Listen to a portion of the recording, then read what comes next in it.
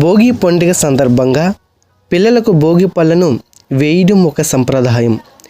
ఇది ఆరోగ్యపరమైన ఆచారంతో కూడుకున్నది అని పెద్దలు భావిస్తున్నారు. ఎందుకు ఇలా చేస్తారు అని కొన్ని కారణాలు ఈ వీడియోలో చూద్దాం. భోగి పండుగ కాలం చలికాలానికి సమానంగా ఉంటుంది. ఈ సమయంలో శరీరానికి తగినంత పోషకాహారం అందించవలసిన అవసరం ఉంది.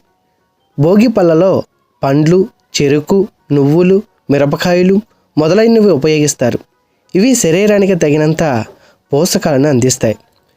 ఇంకా పిల్లలకు దోషాలను తొలగించడం. చిన్నపిల్లలు చెడు శక్తుల ప్రభావానికి తేలికగా గురి అవుతారని భావిస్తారు. భోగి పళ్ళను వేయడం ద్వారా వారిపై ఉన్న దోషాలను తొలగించవచ్చని పెద్దల యొక్క నమ్మకం.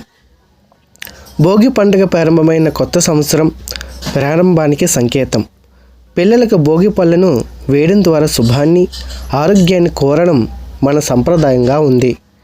ఈ ఆనవాయితీ ద్వారా కుటుంబ సభ్యుల మధ్య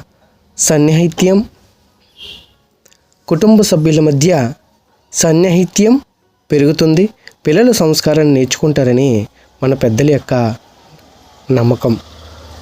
భోగి పళ్ళలో సాధారణంగా ఉపయోగించే వస్తువులు ఏంటంటే చెరుకు, నువ్వుల నూనె, నువ్వుల మిఠాయి, అరటిపండ్లు, ఆవాలు. ఇది పిల్లల ఆరోగ్యానికి, సంప్రదాయాలకు ముడిపడి ఉన్న ప్రక్రియగా భావించవచ్చని పెద్దలు నమ్ముతున్నారు.